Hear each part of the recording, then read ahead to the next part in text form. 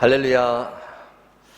하나님의 크신 은혜와 사랑, 그리고 위로와 평안, 능력, 하나님의 세심한 돌보심, 이 시간에 각 가정에서 예배를 드리고 있는 여러분과 여러분 가정 위에 이 모든 것이 충만히 임하시길 예수님의 이름으로 축원합니다.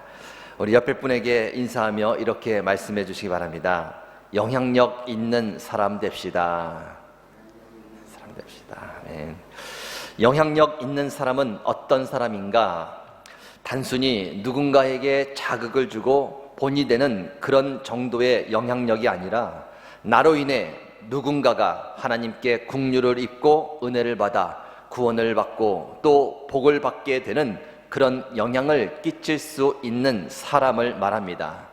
지난주에 보았던 아브라함처럼 하나님께서 아브라함을 생각하사 그의 사랑하는 조카 롯을 멸망의 땅에서 살려주시고 구원해 주신 그런 영향을 끼칠 수 있는 사람이라는 것입니다.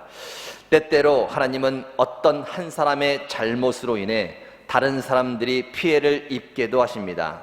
그러나 때로는 하나님 앞에 바로 서 있는 한 사람으로 인해 그와 관계를 맺고 있는 사람들을 구원해 주시고 은혜와 복을 주시기도 한다는 것입니다. 우리가 진정 예수님을 믿고 따르는 그리스도인이라면 늘 기억하며 살아야 됩니다. 나로 인해 다른 사람들이 어떤 영향을 받게 되는가? 나 한 사람의 잘못이 나 한 사람에게서 끝나는 것이 아니라 반드시 다른 누군가에게 나쁜 영향을 줄 수 있다는 것.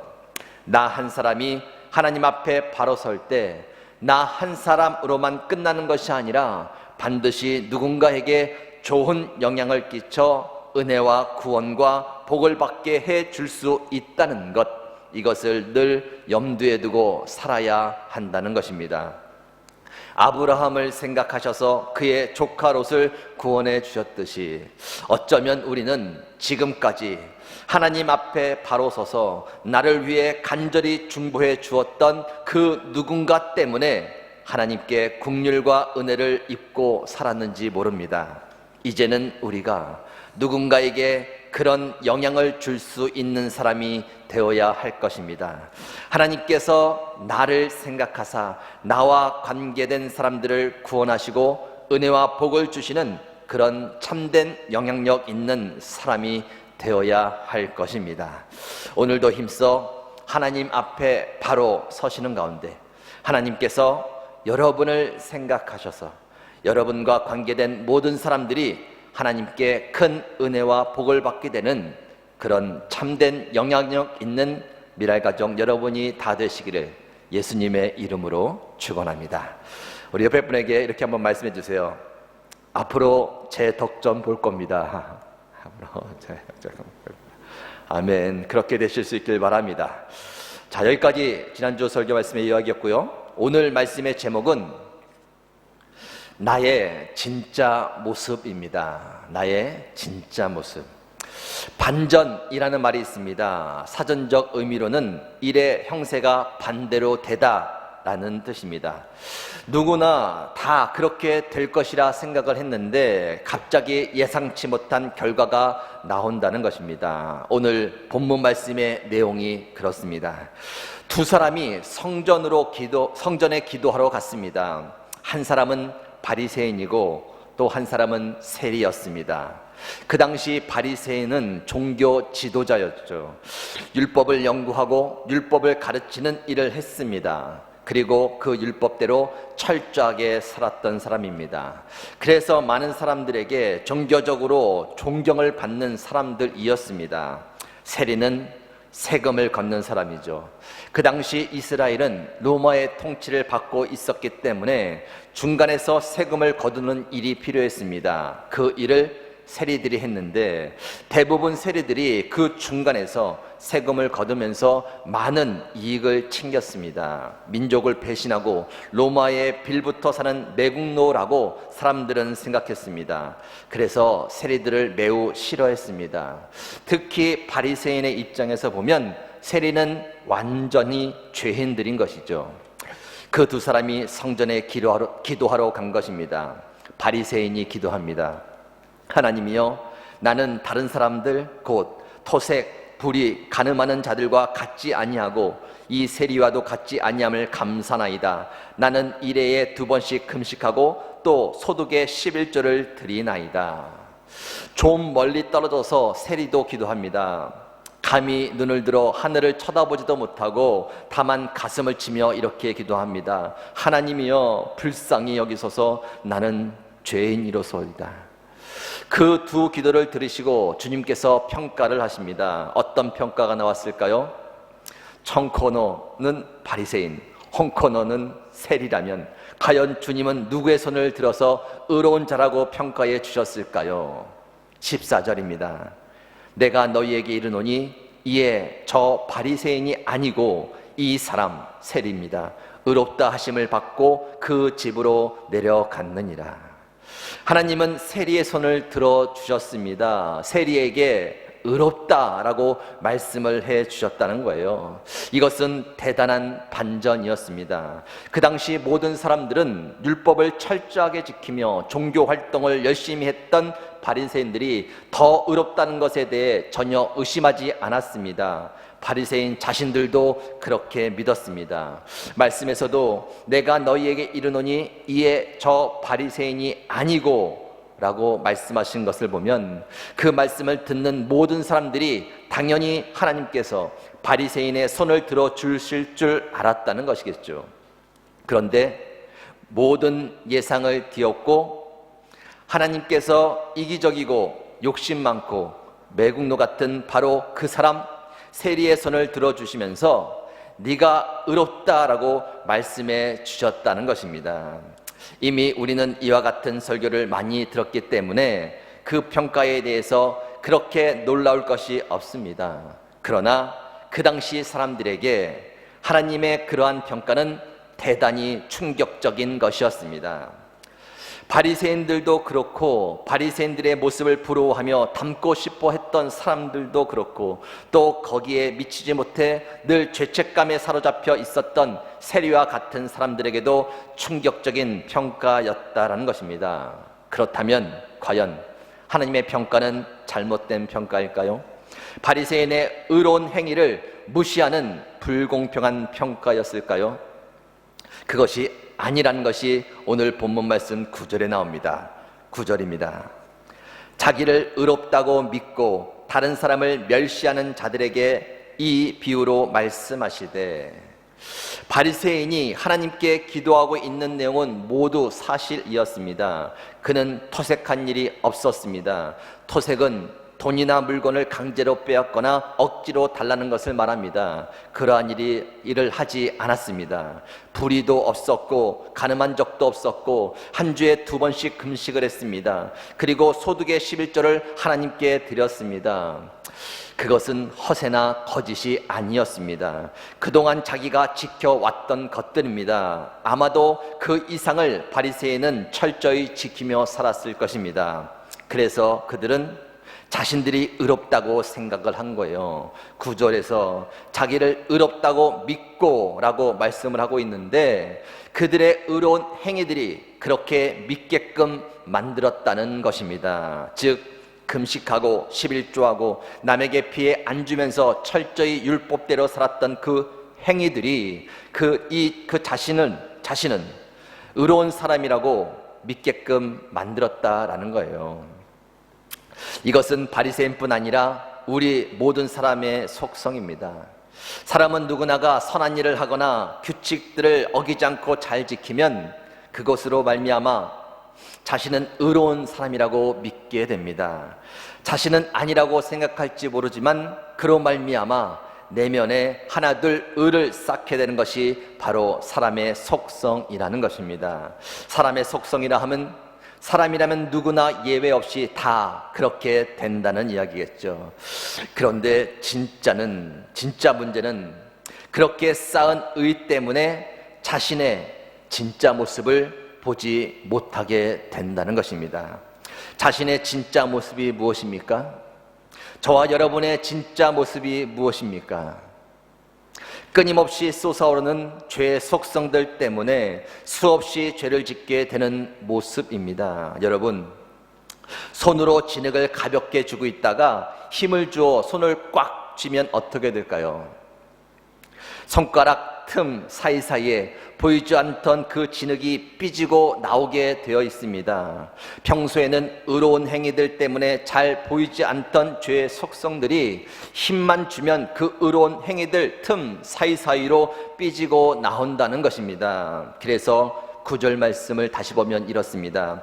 자기를 의롭다고 믿고 다른 사람을 멸시하는 자들에게 이 비유로 말씀하시되, 자기를 의롭다고 믿는 사람, 즉 자기의 의로운 행위들 때문에 의롭다고 믿고 있는 사람, 그 의로운 행위들 틈 사이로 무엇이 삐지고 나온 것인가요? 멸시죠. 자신처럼 그렇게 의로운 행위가 없는 다른 사람들을 무시하고 정죄하고 멸시하는 죄의 속성이 삐지고 나온 것입니다. 의로운 행위들 때문에 가려서 보이지 않던 죄의 속성이 멸시의 모습으로 삐지고 나왔다는 거예요. 때로는 누군가를 시기하는 모습으로 삐지고 나오기도 하고, 또 때로는 미워하는 마음이 삐지고 나오기도 하며, 또 때로는 교만, 욕심, 거짓, 분노, 그리고 절제하지 못하는 모습으로 계속해서 삐지고 나온다는 것입니다. 이것이 바로 인간의 진짜 모습인 거예요.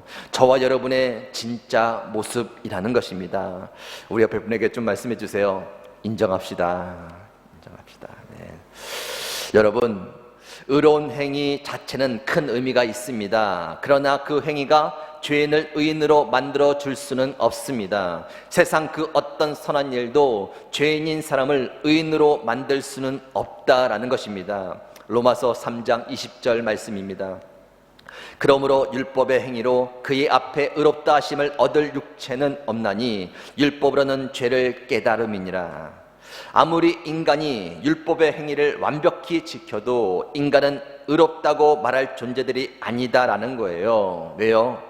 모든 인간은 죄의 속성을 가지고 있기 때문입니다. 언제라도 죄의 속성이 의로운 행위들 틈 사이로 삐지고 나올 수 있다는 것입니다. 그럼에도 불구하고 하나님께서 이스라엘 백성들에게 율법을 주신 이유가 있었습니다.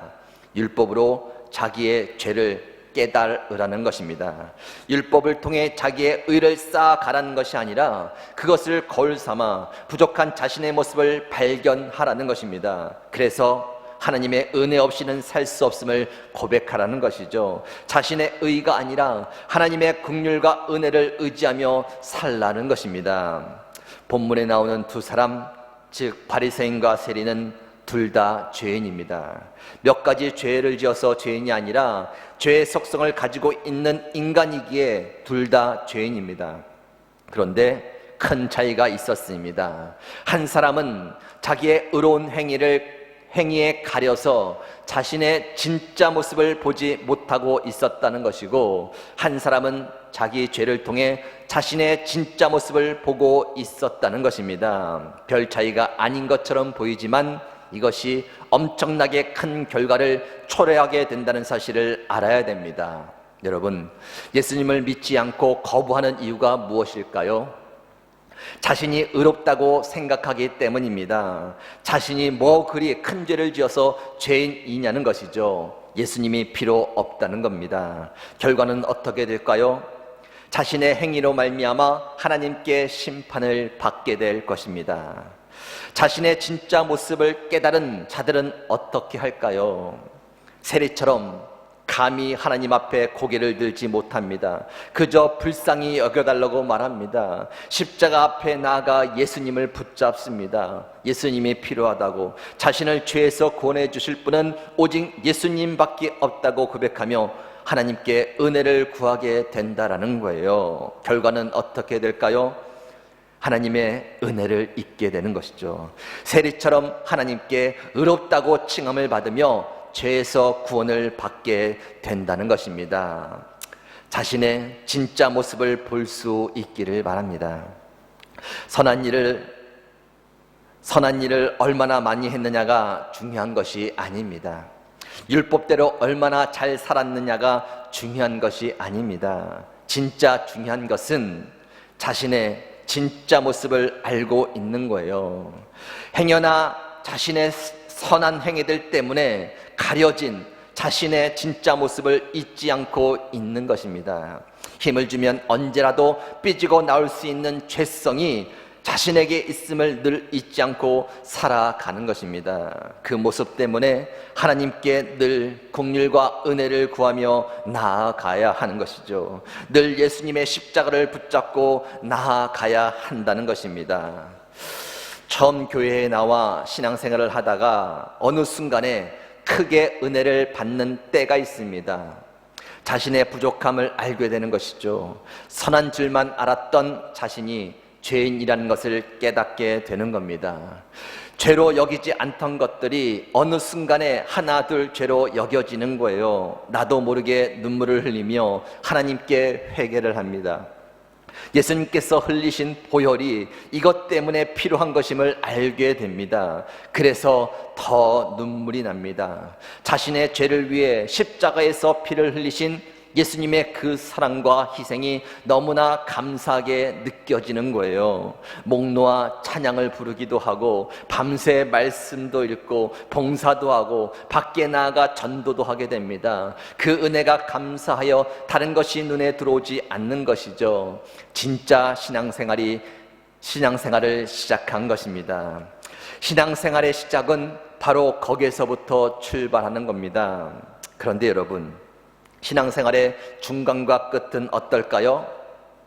똑같습니다. 아무리 신앙의 연륜이 쌓이고 아무리 선한 일을 많이 했어도 똑같은 거예요. 본문에 나오는 바리새인처럼 아무리 구제, 봉사, 금식, 11조 남에게 피해를 준 일이 없어도 똑같은 것입니다. 힘을 주면 여전히 삐져나오는 자신의 죄성을 잊지 않고 사는 거예요. 늘 하나님의 긍휼과 은혜를 구하면서 사는 겁니다. 나를 위해서 십자가에서 피 흘려 죽으신 예수님의 그 사랑과 희생에 대해 늘 감사하며 사는 것입니다. 언제까지요? 죽을 때까지, 이 땅에서 마지막 숨을 거둘 때까지 늘 그렇게 살아야 한다는 것입니다. 천국은 의로운 자들이 가는 곳이 아닙니다. 용서받은 자들이 가는 곳입니다. 자신의 진짜 모습을 깨닫고 용서를 구하며 용서받고 가는 것이 천국입니다. 천국의 문은 열려 있지만 자신의 의를 의지하는 자들에게는 굳게 닫혀 있는 거예요. 나의 진짜 모습을 깨닫고 하나님을 의지하며 신앙생활을 시작했다면 그 중간도 그 끝도 똑같아야 한다는 것입니다. 신앙생활을 하다 보면 뭔가 분주하고 혼란스럽고 회의가 들고 또 어디로 가고 있는지 잘 모를 때가 있습니다. 모를 때가 옵니다. 걱정할 필요 없습니다. 그저 처음 시작했던 것처럼 거기에서부터 다시 시작하면 됩니다. 하나님 앞에서 나는 죄인이라고, 겉은 멀쩡해 보이고 선해 보이지만 힘을 주면 죄성이 삐지고 나오는 연약한 죄인이라고 그렇게 고백을 하며 나아가면 됩니다. 그럼 제대로 가고 있는 거예요. 거기에서부터 분주한 모든 신앙의 내용들이 다시 정리가 될 것입니다. 오랫동안 비대면 예배를 드리다가 드디어 다음 주일부터 대면 예배를 드리게 됩니다. 기도하고 기대하며 기다렸던 시간이 드디어 오고 있습니다. 어떤 마음으로 다시 모여야 할까요? 나의 진짜 모습을 잊지 않고 모였으면 좋겠습니다. 교회는 의인들이 모이는 것이 아니라 하나님께 은혜를 입은 죄인들이 모이는 곳입니다. 죄 용서받은 그 은혜가 감사하여 함께 모여 하나님을 찬양하며 예배 드리는 곳이 바로 교회입니다. 그런 마음으로 모였으면 좋겠습니다. 그 마음으로 모인다면 하나님은 반드시 우리 모임 가운데 함께 하실 것입니다. 그리고 우리 예배를 받으시며 우리에게 더 큰 은혜를 부어주실 줄 믿습니다. 자신의 의로운 행위들 때문에 자신의 진짜 모습을 보지 못했던 바리새인에게가 아니라 자신의 부족함 때문에 감히 하나님께 고개를 들지 못하고 가슴을 치며 불쌍히 여겨달라고 자신은 죄인이라고 고백한 세리에게 네가 의로운 자라고 그렇게 칭해 주셨던 것을 마음속 깊이 새기시며 늘 그렇게 살아가시는 메랄가족 여러분이 다 되시기를 예수님의 이름으로 축원합니다. 아멘. 함께 기도하시겠습니다. 하나님 감사합니다. 말씀을 통해 우리의 진짜 모습을 다시금 돌아보게 하시니 진심으로 감사를 드립니다. 혹 우리의 의로운 행위들 때문에 우리의 진짜 모습을 잊고 있다면 다시금 깨닫게 하시고 인정하게 하시고 십자가 앞으로 더 가까이 나아가는 저희들 되게 하여 주옵소서. 베풀어 주신 그 사랑과 구원의 은혜가 감사하여 함께 모여 예배 드리길 원합니다. 다음 주일부터 허락하신 우리의 모임이 그런 모임 되게 하시고 우리의 예배가 그런 예배 되게 하여 주옵소서. 모든 가정과 자녀들을 돌보아 주시고 속해 있는 기업 위에 하나님의 은혜와 복을 더하여 주옵소서. 모든 것에 진심으로 감사드리며 예수님의 이름으로 기도하옵나이다. 아멘.